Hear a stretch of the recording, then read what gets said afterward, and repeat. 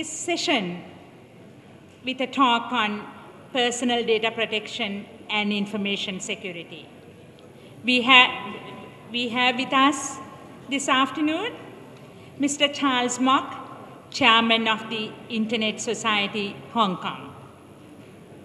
Charles, in addition to presently being the Chairman of Internet Society, Hong Kong, has really pioneered the internet services in Hong Kong, having started up one of its first ISPs in Hong Kong.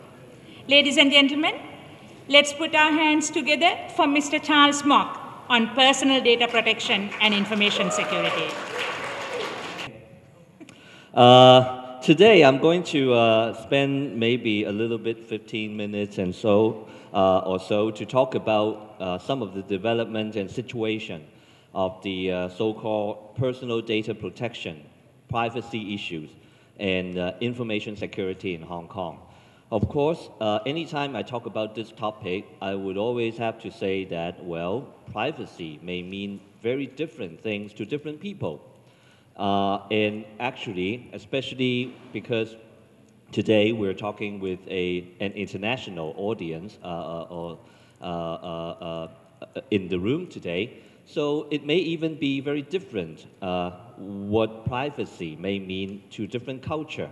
And oftentimes, the kind of things that we think are private to us may or may not be considered to be the same as personal data or privacy issues under the law. So today I'm going to actually also talk a little bit about the legal protection that we have as an example in Hong Kong to share with you some of the issues that we are facing and see if we can generate some discussion during the panel and question time and so on. First of all, when we look at the internet, from Internet Society's point of view, we say that, okay, the internet is for all. Internet should be available to everyone.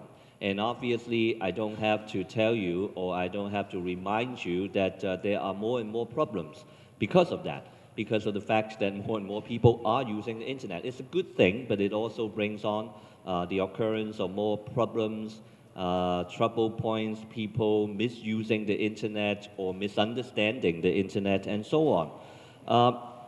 But on the other hand, we see that as the internet grows, and this may not have anything to do with the development of the internet, just because of the fact that we're more and more in a information society, and societies in different countries are becoming more advanced, more educated, more affluent. People are beginning to become more aware about their own privacy in different ways. But the direction is clear. Nobody is saying that I need less privacy today. Everyone is saying that I need more. But on the other hand, and tomorrow, we have experts sharing on social media. And you see that we're actually sharing more and more with other people. But at the same time, ironically, and in a way contradictorily, people are actually saying that they want more privacy at the same time when they are sharing more things with other people. And of course, even the traditional media is becoming more and more attentive. They are looking at these privacy problems with more and more serious attention. And so, actually, in many countries, there are privacy laws, including in Hong Kong. But like I said, whenever we look at the issue of IT, using the internet, it's become, we have more and more of an open society in that sense, sharing information, but at the same time, it's very easy to also share things that we don't want to share. And also, this openness and this convenience, in a way, is really, again, contradicting with security. Because obviously, the more we care about security, the more secure the network is, things will be less convenient and less open. So, and finally, there's one point that I want to make before I go on to some of the examples that we had in Hong Kong. When we talk about privacy, at least in where I come from, I sense that people really care a lot about privacy, their own privacy, but they don't care about other people's privacy. What does that mean? That means if my bank loses my information and it gets exposed on the internet or whatever, I would get very, very angry. But at the same time, when we, during our job, when we are doing our job, daily lives, and we have to handle other people, maybe my customers' personal data, I don't care. I just put it on the desk and I go to lunch and everything, anybody come by and they can pick a copy up and make a photocopy of it. I don't care. That's the attitude that I find that many people are taking these days. I really care more about privacy, but they're only talking about themselves. And this is a fundamental attitude problem I think we need to face. Now, looking at the legal situation in Hong Kong, I just want to give you an example because many of these cases that I will be talking about really have to do with, in the end, whether or not our law is effective or ineffective in dealing with the situation. We have had a so-called Personal Data Protection Ordinance in Hong Kong since 1997. Actually, just a few months before it was enacted, just a few months before Hong Kong was reverted from being a British colony to become a part of China. So just before the handover, we have this law, and it carried over to the new sovereignty under China. There is a privacy commissioner and his office that is set up to look at these personal data. And their job is to issue code of practice, investigate suspected breaches, and issue enforcement notices, and so on. But they don't have the power to sue somebody directly in Hong Kong. And of course, they do awareness and education and so on. And it was only after 13 years, more than 13 years, that the end of last year, we had a review of this ordinance, and hopefully, maybe in a few months' time, the government will change the legislation, amend the legislation. Now, what does it mean by personal data?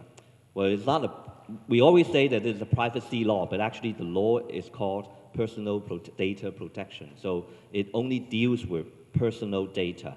What it means is that it only applies to living individuals. These are the data subjects. So if somebody died, then it's not covered by the law. His or her so-called personal data is not covered by the law anymore.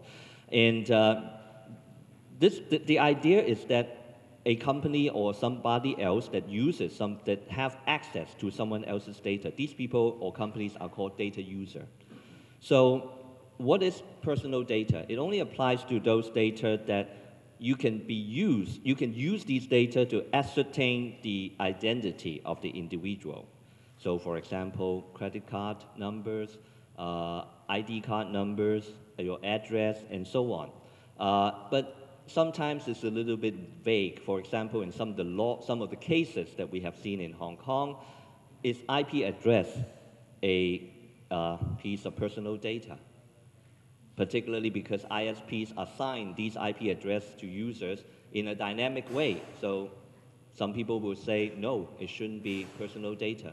But at the same time, when IP address is combined with other information, including, for example, the time of access and so on, you can always go to the ISP to find who that particular person was logged on at the time. So it actually is a lot of, there are some gray areas. When we talk about the data protection in Hong Kong, personal data protection, it always comes around these 6 principles. The first is the purpose and manner of collection. That means if I want to collect your data, I have to tell you why I need to collect your data. If I give you a form and you sign your name and put your address and so on, I need to tell you, I'm using this data only for this purpose, and I will not, or I will share it with somebody else. I have to tell you in advance, in the fine print maybe. Second, the accuracy and duration of retention. That means when I am retaining your data, I cannot keep it for too long, only a reasonable period. And it has to be accurate. If I make a mistake and you are a man and I say that you are a woman, then hey, then I I made a mistake in keeping your personal data, and I may be liable under the law.